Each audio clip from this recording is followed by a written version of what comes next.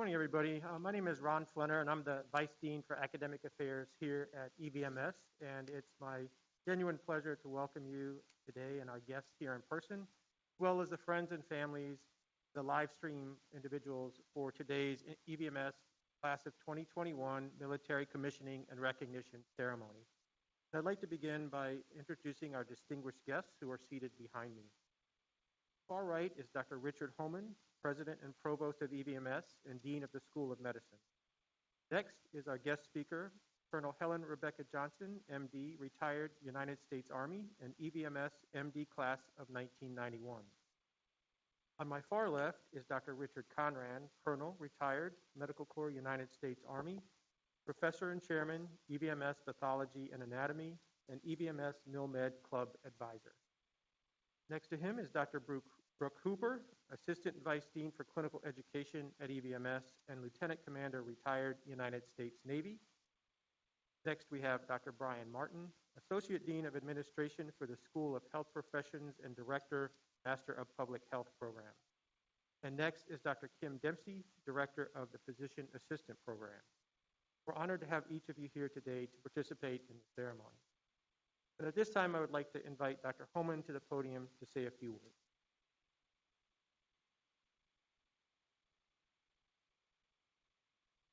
Thank you, Dr. Flanner, and thank you everyone for being here and welcome this morning. Good morning. It's great to see everyone in person for a change. Okay, it's nice to celebrate instead of having another Zoom meeting. I'm the President, Provost, and Dean of the School of Medicine. I'm here to congratulate all of you on behalf of all of our faculty and staff here at EVMS. This is a really special time to be able to celebrate your accomplishments and have your families here too, to be able to demonstrate how proud they are of your accomplishments as well. As you may know, here in Hampton Roads has a large military presence. We have over 18 military installations, including 2 joint bases, and all 4 branches of the military and the Coast Guard, and approximately 125,000 active duty, reserve, and civilian personnel are in this region. And for that reason, we have a very strong interest in supporting those that go into military service here at EVMS. We are so proud of the fact that the world's largest Navy base is here. We are also proud of the Air Force, Army, Coast Guard, and Marine presence in our region, and welcome all of the military personnel and their families that are here today. And as such, I would like to recognize all of today's in-person attendees who are past or present military members. Would you please stand so we can recognize your service?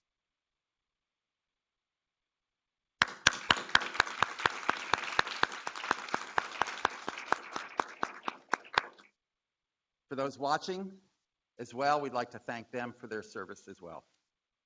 Only 3 branches of the Medical Corps, United States Army, Air Force, and Navy, have medical corps. In today's ceremony, we're recognizing 19 students, 11 in the School of Medicine, 5 physician assistants, and 3 students in the public health. I think it's one of the largest classes in my memory that we've had for EVMS.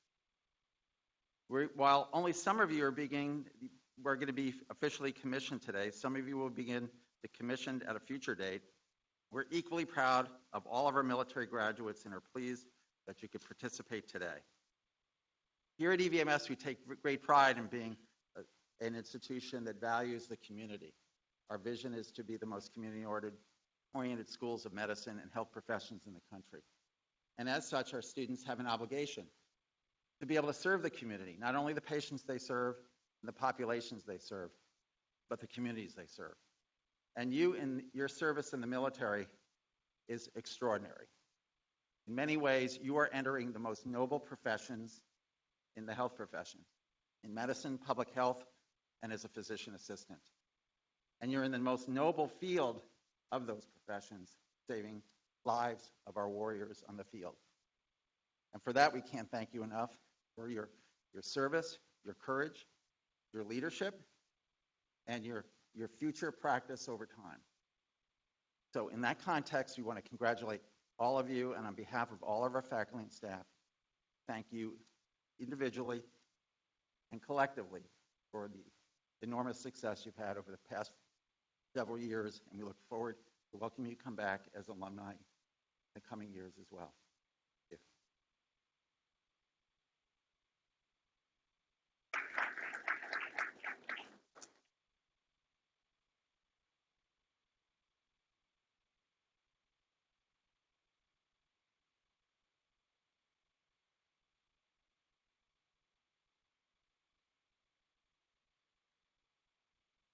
Thank you, Dr. Homan. Hello, it is my distinguished honor to be here today to present our distinguished keynote speaker, Colonel Helen Rebecca Johnson, MD, retired, United States Army, an EVMS class of 1991. We all know that EVMS graduates often go on to accomplish great things in their careers, and Colonel Johnson is no exception.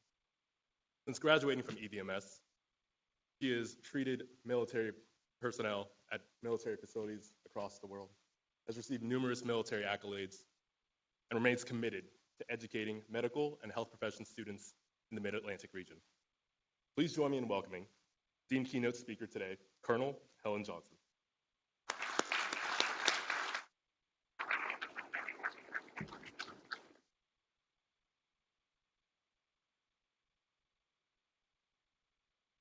This happens. It was before retirement, too. Good morning. It's just an honor to be here. Unprecedented to be here. Distinguished guests, Dr. Homan, Dr. Flenner, Dempsey, Dr. Martin, esteemed retired armed service colleagues, and you, the class of 2021 Eastern Virginia Medical Schools graduates, and your families and your friends who are here presently and also viewing far. I am honored and I'm actually deeply humbled to have been afforded the opportunity. I want you to pay attention to some words today, and that's one of them. To have been afforded the opportunity to speak to you, and thank you, Dr. Go, for those kind words and introductions.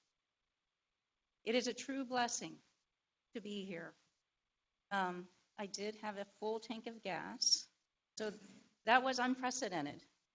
The pandemic was unprecedented, and we're still here. We were supposed to do this last year, and they asked me to come back because we had to cancel. So again, another unprecedented. They remembered me. So again, I'm honored to be here and deeply humbled. To honor you and to celebrate actually you, your graduation achievement, and hopefully to inspire you.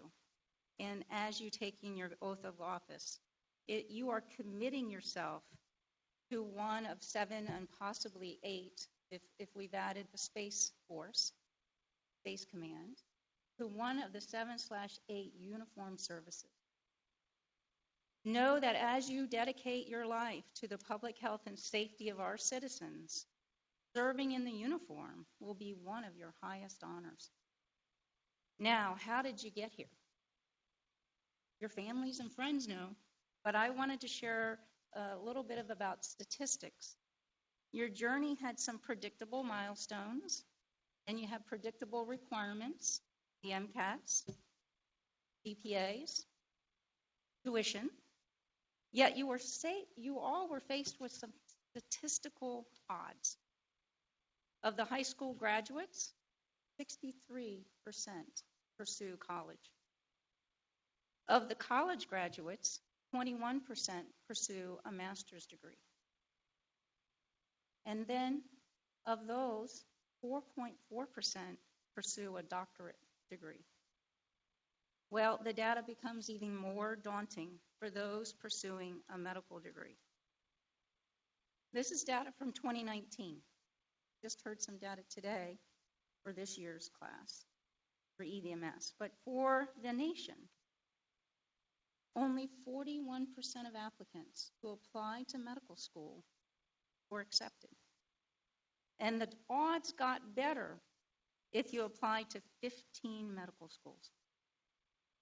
So, with all that mathematical perspective, your ability to actually gain acceptance into one of these esteemed schools at EVMS, whether it was your Master's of Public Health, the Physician Assistant School, the Doctor of Medicine, was an arduous and statistically complex business.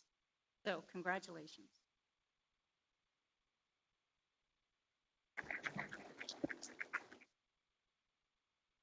So it's no secret that each and every one of you worked tirelessly, often sacrificing, planning, and pursuing your team. During this time, you often probably relied on your family, your friends, your faith, potentially. I would call these your second word to remember. And these are not orders. Even though I'm wearing the uniform, this is not an order. I'm just giving you some advice. Opportunities and connections. These are your connections that have brought you here today to sustain you through your highs and your lows. And through all your work, you actually developed a resiliency, and including these unprecedented times and this educational demands and not being able to see patients. Just amazing, the resiliency that you've achieved. And you rose above and you met all these requirements. Now, when I was sitting here 30 years ago, I was blindly taking the oath. And that, what I mean by that is that I really didn't know what I was getting myself into. So let me see a show of hands. Do you all know what you're getting into? Anybody with me? Yes, so what lies ahead? Upon taking the oath of office, I'm going to let you know a couple of things that I wish I had known when I was sitting there. The most important thing to remember today is that when you accept the oath of office, you have become a member of the uniformed services.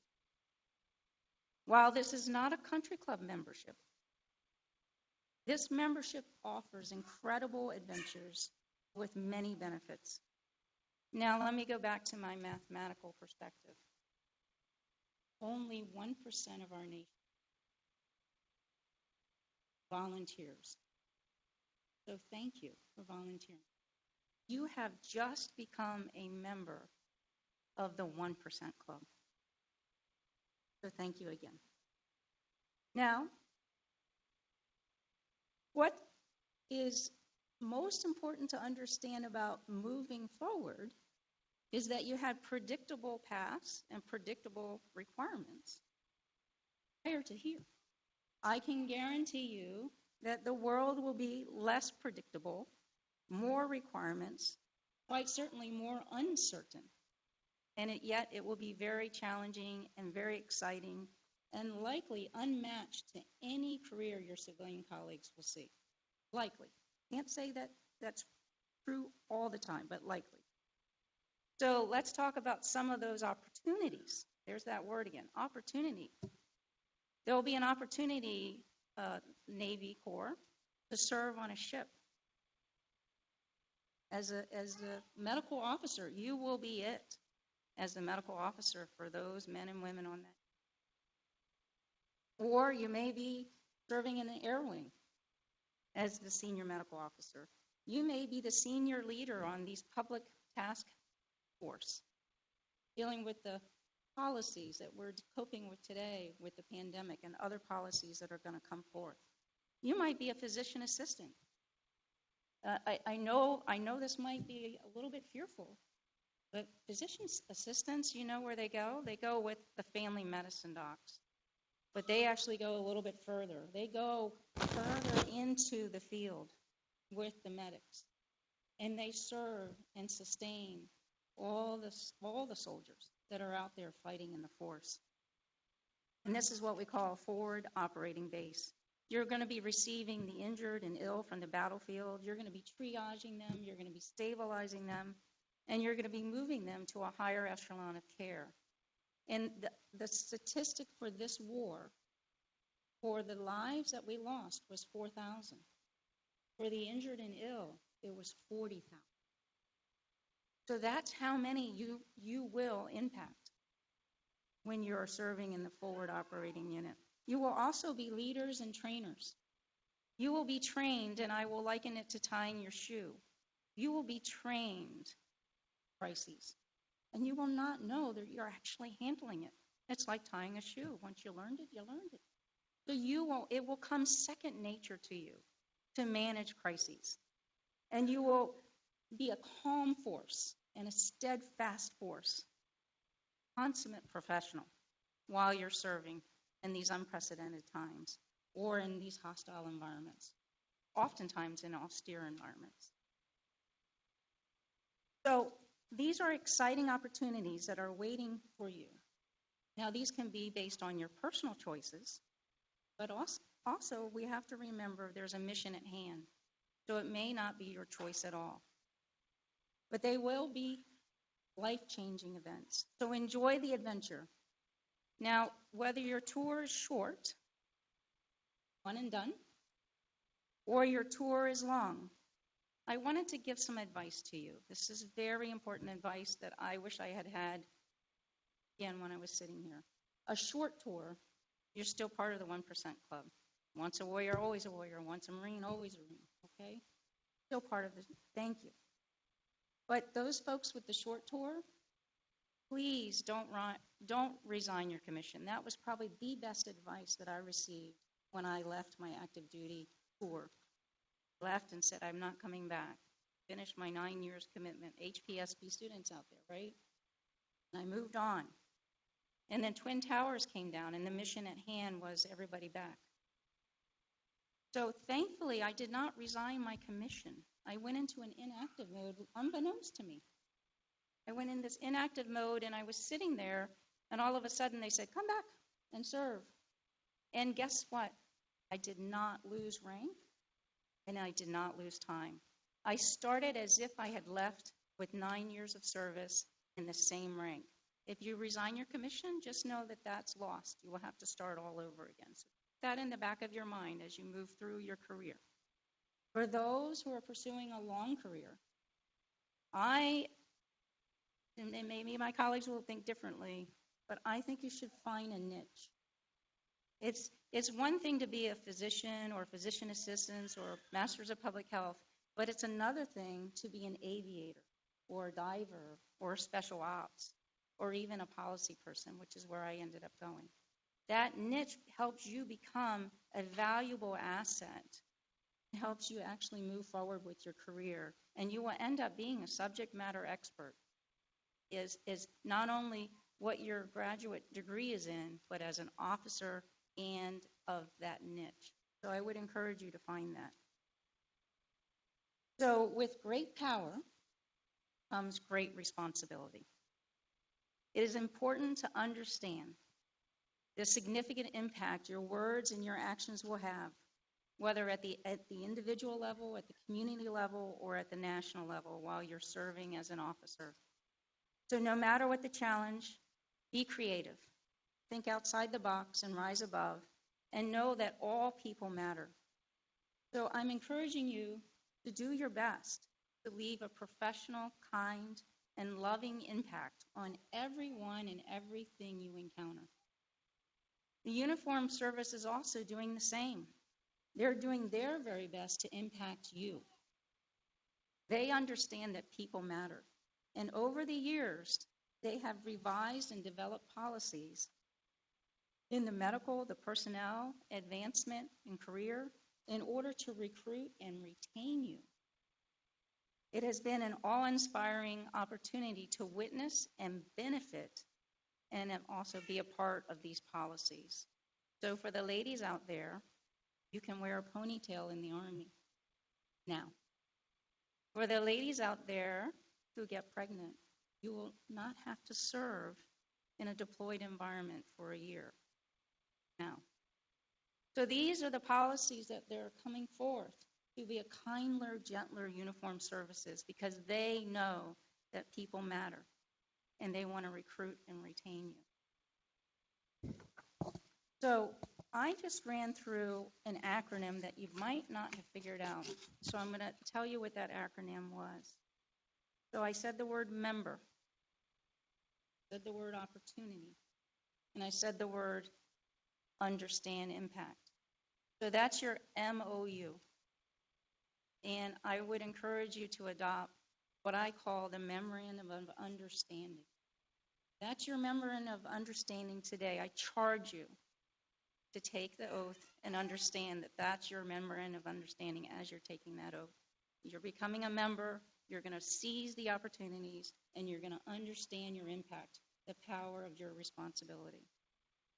Now, how are you going to do this? What tools do you have in your back pocket? We talked about a few of them, but I want to talk about two.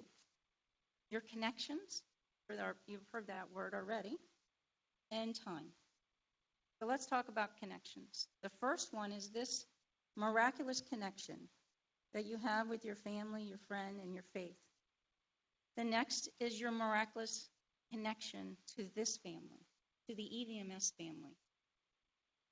They provided you. I can share with you. I didn't survive on my own. I survived with the rigorous curriculum, the supportive faculty and the staff, and the wonderful camaraderie of the students. This was a miraculous connection to get me through. You can be confident that Eastern Virginia Medical School has prepared you well for your journey through those unknown territories, whether it's water, air, space, or land.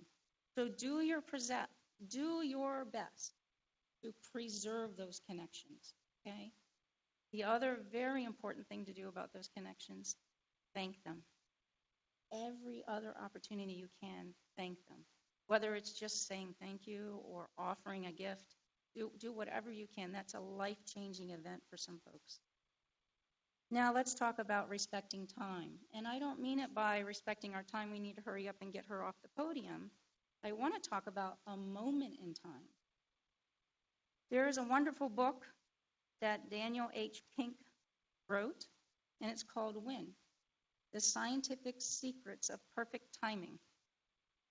So in this, you will understand that timing of the moment is important. So we were just talking about how you all have already been thrown into the bathwater with this pandemic. This is what a crisis looks like. This is crisis management. So trust that you will have the right people in the right place at the right time to support you with your decisions regarding your opportunities. I would encourage you to be aware there's a reason for each significant moment in your life. Take 24 hours to think about it before you make a decision. Really important to think about that moment in time, take 24 hours, and then respond and act mindfully. And finally, this last word is listen. So speak less, listen more. I would challenge you to consider changing the word chief complaint. Has that occurred yet? Doctors, do you go out there and say what's, the chief complaint on the HPI? It hasn't changed, has it? So I say, what's your chief concern today? Doesn't that twist it around a little bit? It just throws a very good spin. What is your chief concern today? And then pay attention to the frustration, your internal frustrations and those that are before you, okay? Now, why would you want to pay attention to the frustrations? Because actually they're the root cause, the problem at hand, the concern at hand, okay? So let me give you an example. I was in a community health center. I understood Spanish, and this lady comes in with her husband who's 30. And the frustration and the anxiety were overwhelming. And I listened. I didn't understand the Spanish, but I listened to her body language. I listened to her angst. And her husband was declining in health rapidly. He was becoming an infant. And all I knew was to listen. And after she was done, I asked the interpreter, I said, let her know that I heard every word she said. And we are going to do our best to get her husband care. He was told by a neurologist that he had the pork swine disease and that he would not be cured. All I promised her was that I would listen. I called a tertiary care facility and said, would you please reassess, get a second opinion? And I'm happy to report that he had a lymphoma that was curable.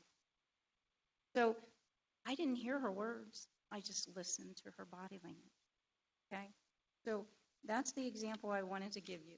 And in closing, I would like to leave you with a phrase. The absence of fear is peace. Sat there, as you all were, blindly, not knowing what I was getting into. And so I hope I've distilled some of that fear, some of that anxiety, in order to give you some peace. I would encourage you to build upon your resilience, strive for balance in your life, remain connected, respect your time, do what is in best interest, that's fair, dare to be different, be mindful and courageous. One of our traditions in the uniformed services is to give you a challenge coin when you've done something exceptional. Well, I think you've done something exceptional today. And I have minted a challenge coin for each and every one of you to depict the speech that I've given you today so that you could remember the MOU, to conserve your connections, and respect your time. And I will be presenting that to you after our first salute.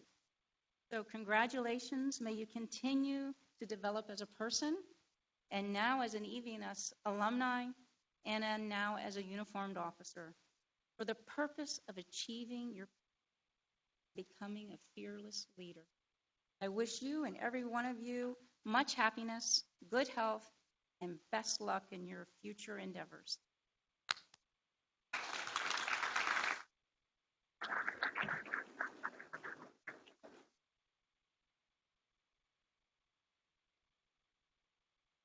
Thank you, Colonel Johnson, for your inspiring words.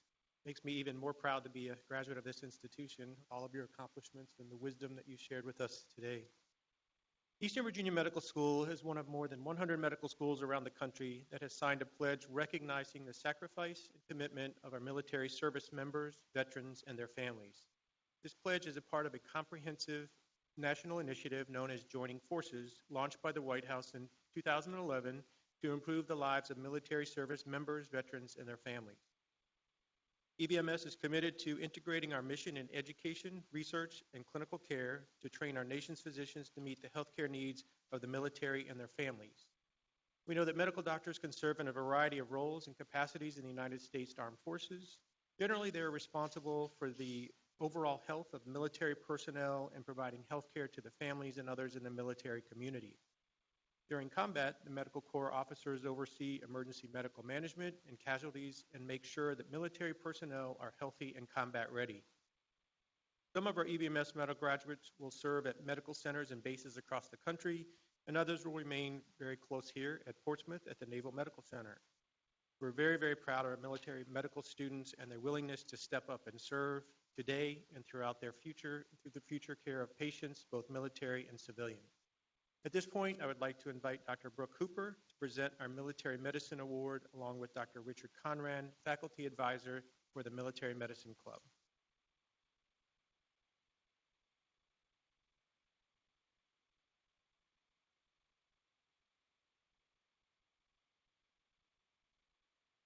Well, we applaud all of our military medical students. I'm very proud to recognize one in particular who was chosen as the recipient of this year's Military Medicine Award. The Military Medicine Award is presented to the graduating military medical student who has exemplified the highest degree of integrity, professionalism, and selfless service throughout his or her 4 years at EVMS. This student's dual commitment to outstanding performance in doctoring and military duties demonstrates great promise transitioning from EVMS student to United States military officer. It is our pleasure to bestow this award on Alexander McNally.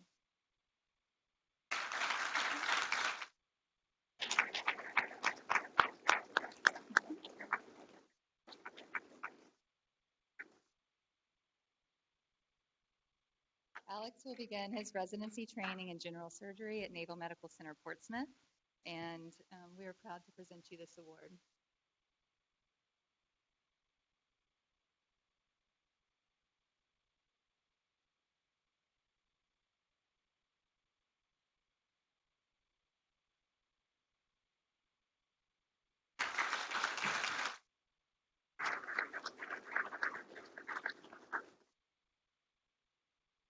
Congratulations, Alex.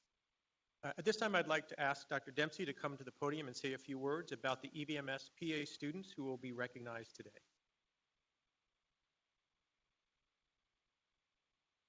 Good morning. I appreciate the opportunity to be here today to participate in this great ceremony and given this opportunity to also tell you a little bit about physician assistants in the military.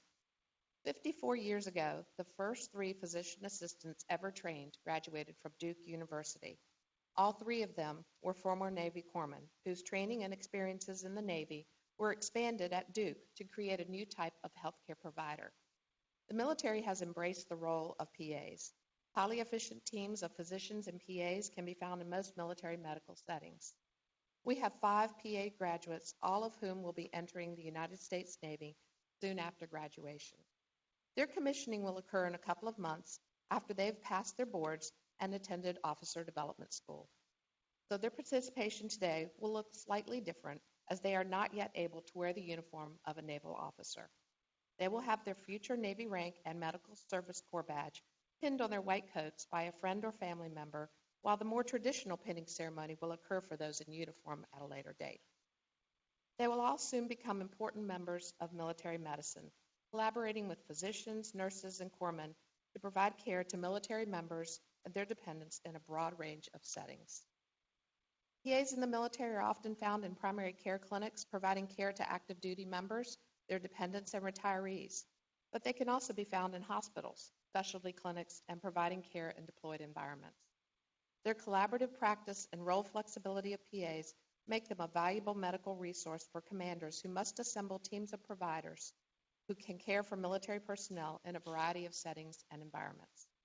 I'm very proud of our PA students as they graduate from this program and begin a career in military medicine. They are among the best and the brightest of our students. I am confident that they will represent EVMS well as military medical providers and officers. Congratulations to you and to all of the graduates here today, and thank you for your past and future service.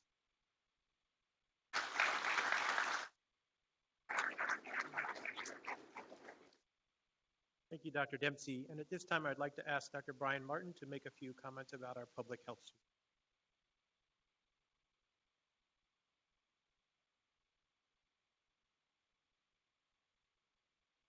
Thank you, Dr. Flinner, and good morning, everyone. Thank you for being here today. And it really is an honor and a privilege to be here before you and to celebrate your accomplishments and also to welcome you to the 1%. It's a great thing that you're doing to volunteer. I appreciate it very much, personally. The first recorded war was between 2 city-states in 2700 BC, Sumer and Elam in what's now present-day Iraq. And when those first armies met each other, they had a campaign to take over Mesopotamia. And what the leader of the Elam army, the king of Kish, knew then, and that what we know now, is that a healthy fighting force is absolutely required. And it's required in order to protect your territory. It's required in order to take additional territory or resources. And it's required to maintain peace. And today, the military and public health have something very important in common, and that is protecting the welfare of U.S. citizens. Both the services, the armed services, and public health do this every day, many, many times without our knowledge or without the public's knowledge. In today's pandemic environment, we see it much greater, and our students are able to not have to explain so much what they do with a Master of Public Health degree as students in the past have done. Public health refers to the art and science of preventing illness and disease and promoting the health of individuals and populations. The functions include provision of preventive health care services such as immunizations and well visits, the conduct of surveillance to minimize the spread of contagious illness and disease, the development and delivery of health education, protecting the environment in which the population lives and works, and many other population health efforts. In the military, normal public health functions are expanded outside of the scope of traditional public health to include such issues as tropical disease, biological weapons threats, and managing illness and disease that is prevalent in countries outside the United States that we don't deal with here. As an outgrowth of protecting citizens, the U.S. military engages in several functions that are related to public health. Health threat assessment and management, disease prevention and assurance that military personnel don't carry disease back to the U.S., emergency and disaster response and preparedness, disease tracking and outbreak investigation, environmental health engineering, and health education, just to name a few. A healthy fighting force is essential for the military to do its job, and we all benefit from the service that the men and women. Today, we are recognizing 3 public health students who will serve in the U.S. Armed Forces, 2 who are here with us in person and 1 who's unable to participate today. These join their clinical counterparts across the branches in protecting the health of our warriors so that they, in turn, may protect us. In a few moments, these military students will be introduced individually. Much like the PA students Dr. Dempsey described, our students will also complete officer development school later this summer and will be formally commissioned at that time. Thank you to the public health students and for the important role you play in our nation's security and in our health. Thank you so much.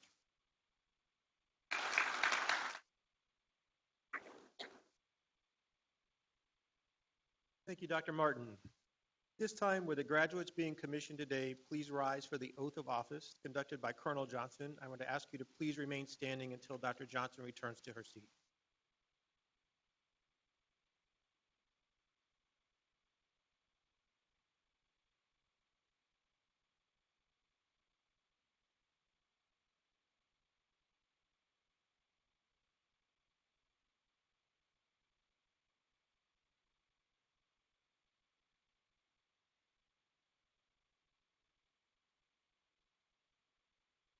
Raise your right hand, please. Okay, state your name. Have been appointed an officer in the service that you are going into of the United States. And as indicated in the above, in the grade of your grade, do solemnly swear or affirm that I will support and defend the Constitution of the United States against all enemies, foreign or domestic, that I will bear true faith and allegiance to the same, that I will take this obligation freely without any reservations or purpose of evasion, and that I will and faithfully discharge the duties of the office on which I'm about to enter.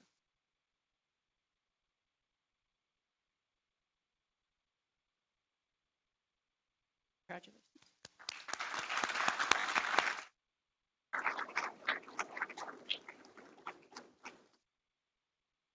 Thank you, Colonel Johnson, and students, you may be seated. So in a moment, I will ask our MD, PA, and public health graduates to stand at their seats by branch to be recognized as I call your names. Some of you will participate today in the pinning of your new rank. Immediately following the pinning of rank, you will witness some of our graduates participating in a time-honored military tradition called the First Salute. As each new officer joins the commissioned ranks, he or she is expected to receive and render countless salutes throughout their military career. But an officer only ever receives one first salute. It is therefore a tradition that the first salute be a significant and important milestone. The first salute is typically rendered by a more junior ranking individual, yet at times a more senior ranking officer will break protocol and render a first salute to the newly commissioned officers as well. We will call each student to stand at your seat for the pinning one at a time, along with their chosen family members or friends to assist with the pinning and first salute. As I call each graduate's name, would you please stand? For those participating in the pinning, you may begin when I call your name, and please remain standing until all of our graduates are finished and asked to be seated.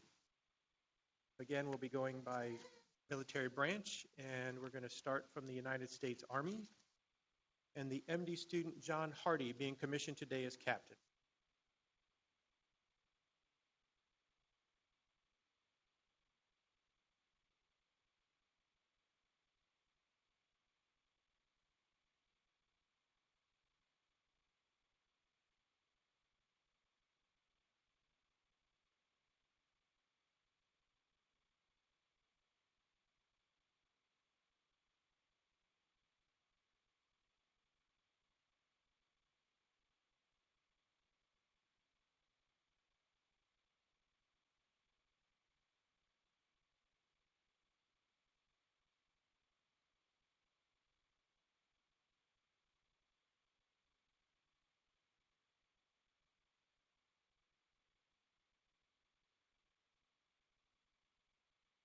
On the screen behind me, participating virtually, MD student Jeremy Kernot, being commissioned today as captain.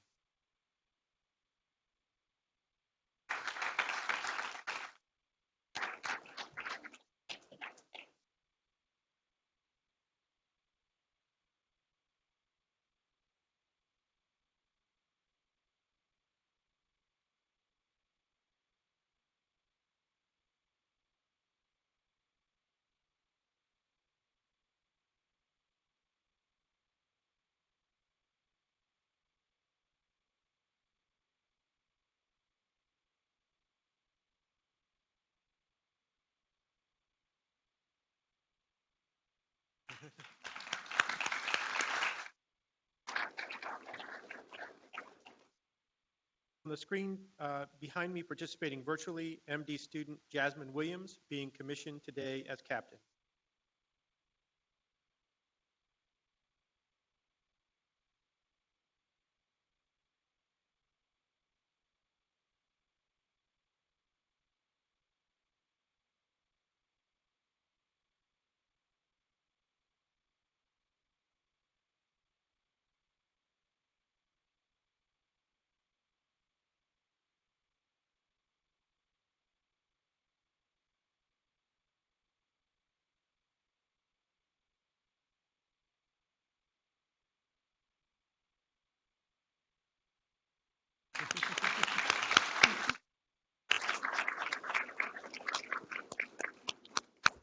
Give another round of applause to all of our graduates in the United States Army.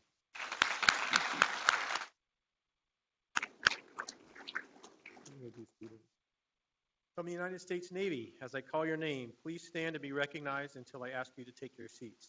If you are participating in the pinning, you may begin when I call the student's name. PA student Markel Adams will be commissioned later this summer as lieutenant junior grade.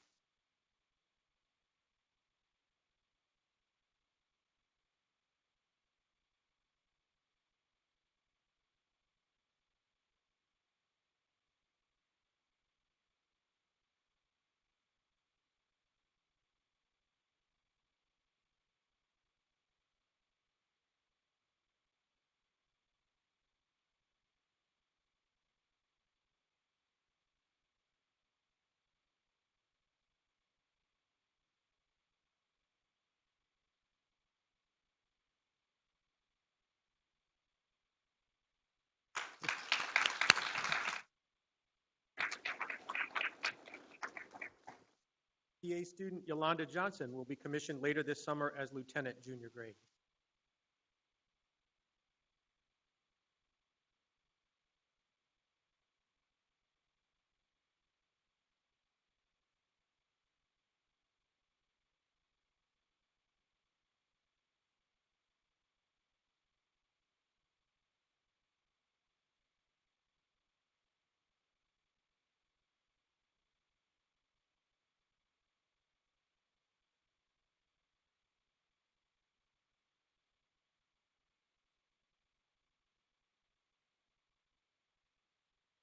PA student Matthew Sierra will be commissioned later this summer as lieutenant junior grade.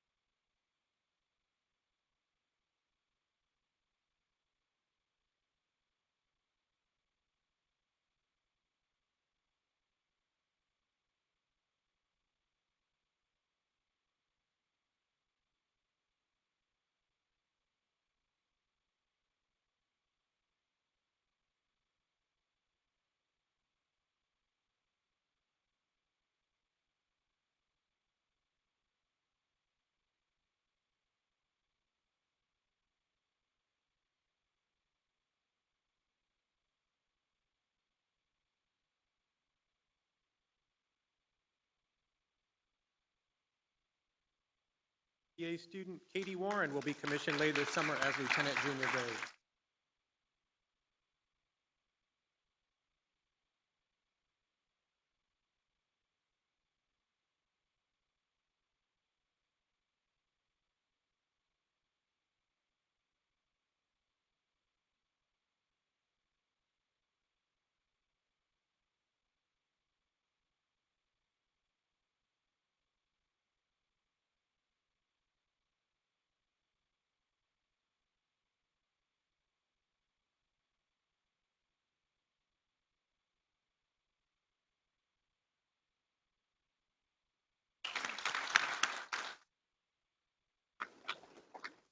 PA student Hannah Whitesell will be commissioned later this summer as lieutenant junior grade.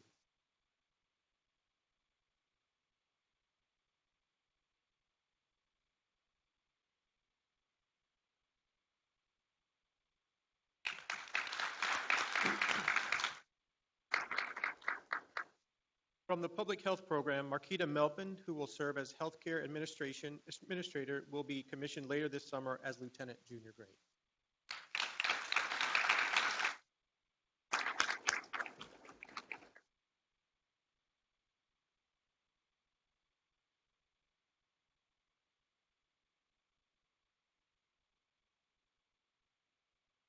Next is Public Health student Timothy Newman, who was unable to participate today, who will serve as Healthcare Administrator and be commissioned as lieutenant junior grade later this summer.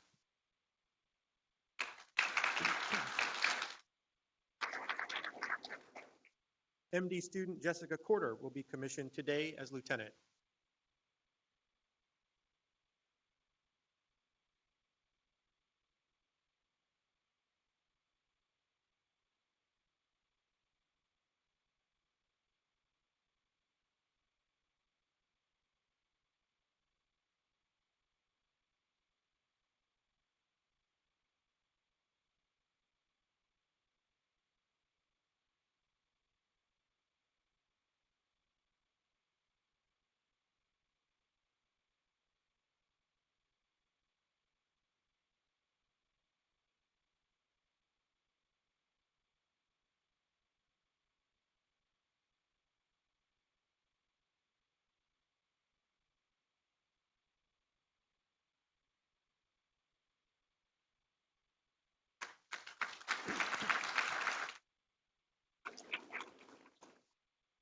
MD student Christian Go is being commissioned today as lieutenant.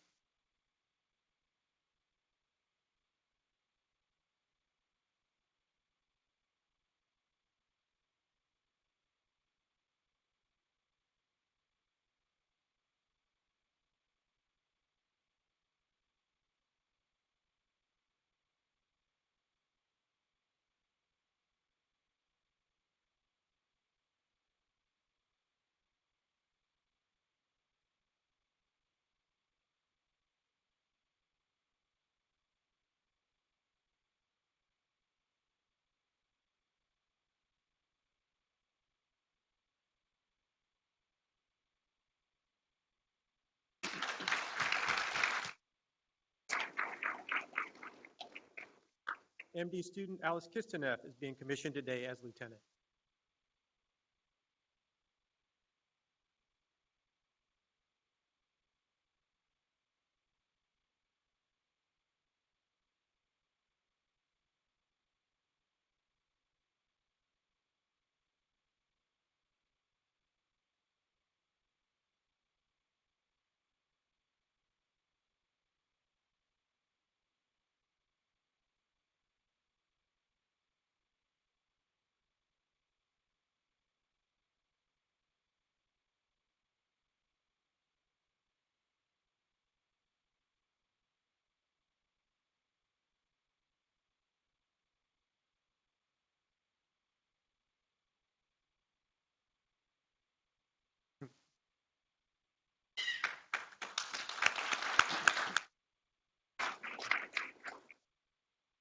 MD student Vaughn Land is being commissioned today as lieutenant.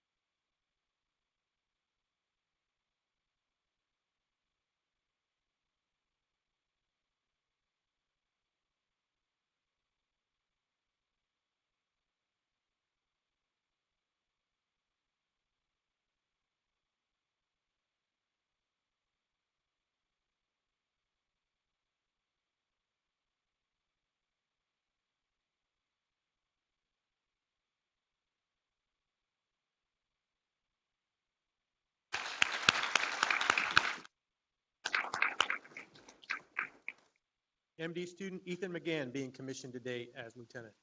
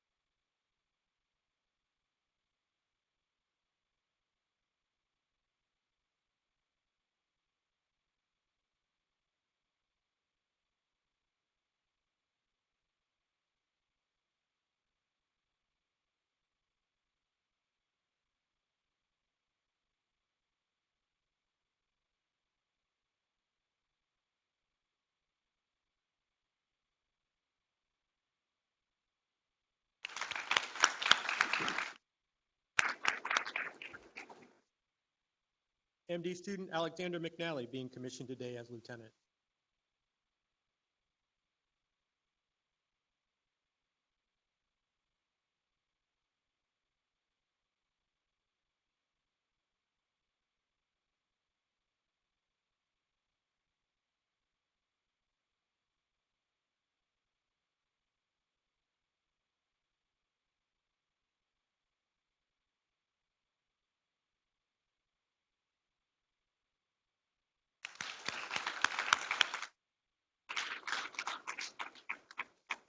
MD student Alexander Metzger being commissioned today as lieutenant.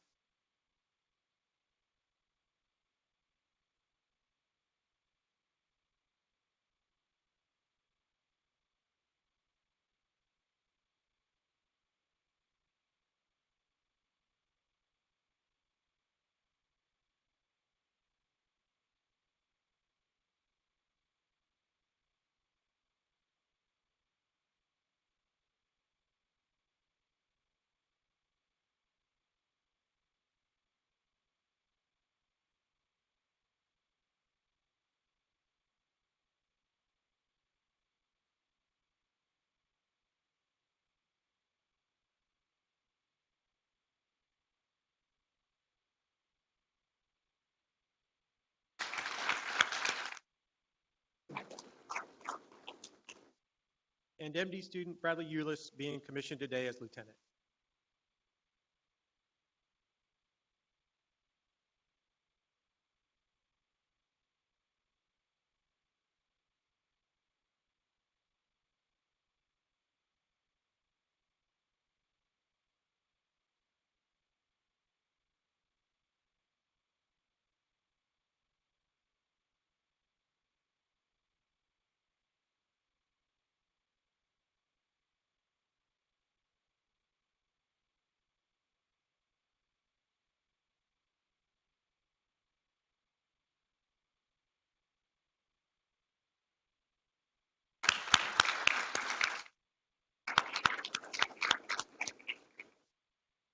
Give a round of applause for all of our graduates in the United States Navy.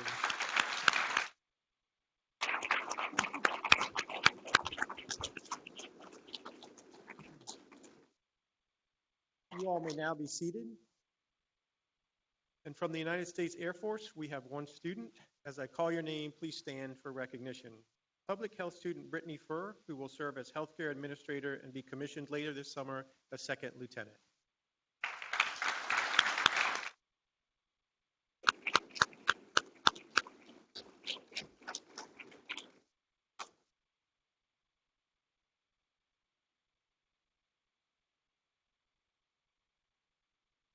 That concludes our recognition and pinnings. At this time, let's give a round of applause to all of our military graduates here today.